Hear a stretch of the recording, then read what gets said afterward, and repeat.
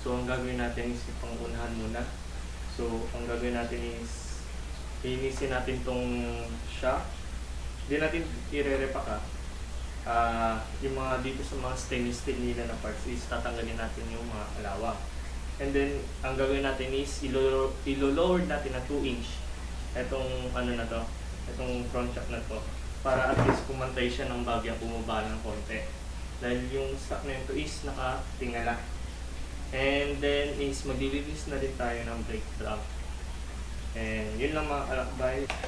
Ang gagawin natin is dadyakan muna natin to para mangat yung unahan.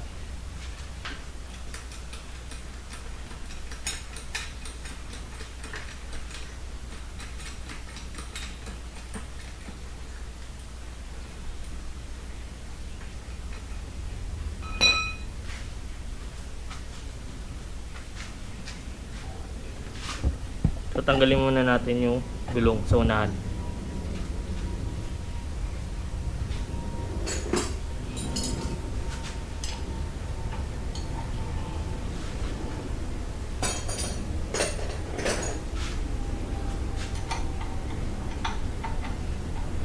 So ang pagtanggal dito is yung sa may pinaka-lock niya, sa may nut is 17 mm. Yung sa may pinaka-head naman ng bolt is 14 mm. Para matanggal natin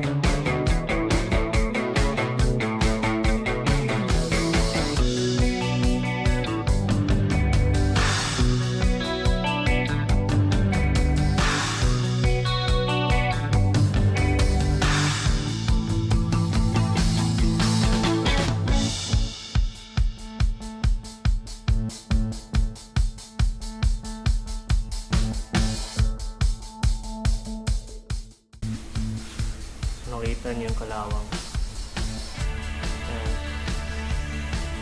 So kikis-kisin natin ng steel brush at saka pipinturan na panibago.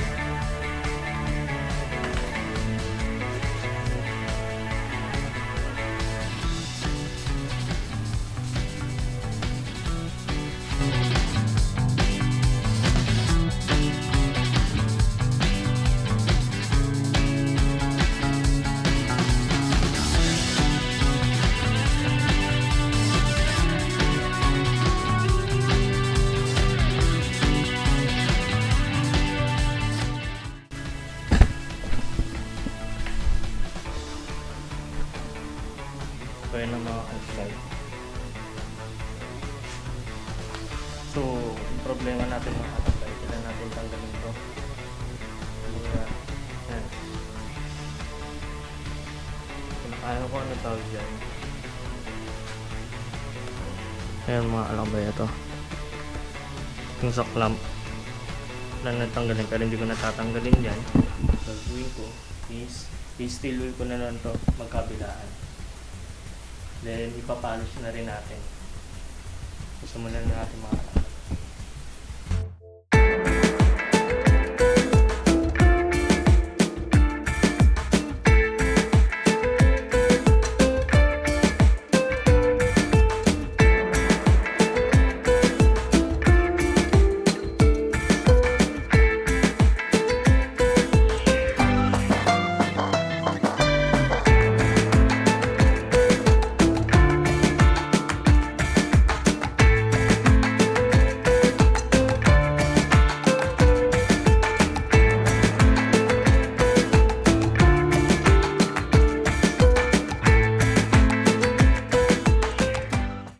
natin yung lumang signal light din. Ito yung papalit natin.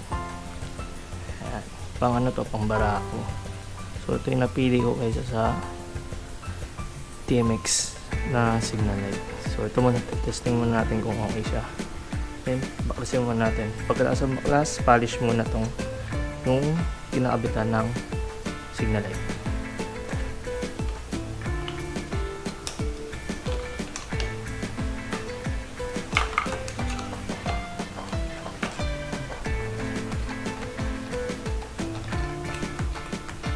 Nag-deliver lang ito. So yung binili ko muna, Autosol pang-polish.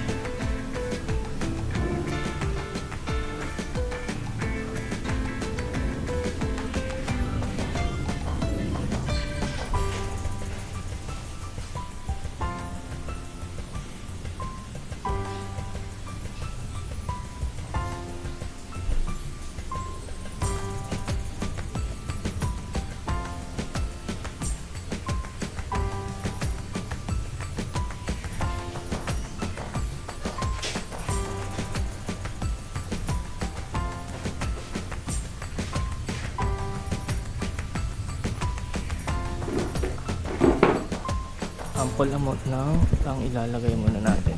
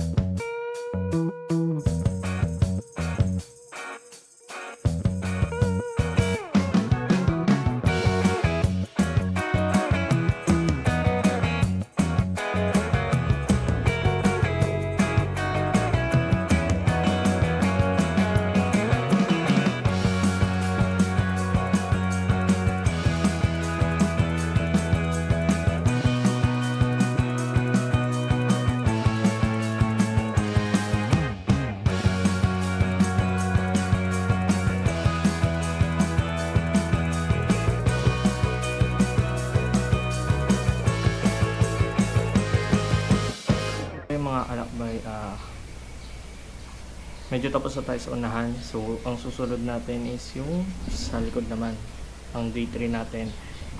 So ito, update ko lang kayo mga alakbay. Yung dito hindi ko pa naikpitan sa ilalim, gawa pinipinturahan ko pa yung mga bracket niyan, yung nakalagay dun sa Rusi na yun.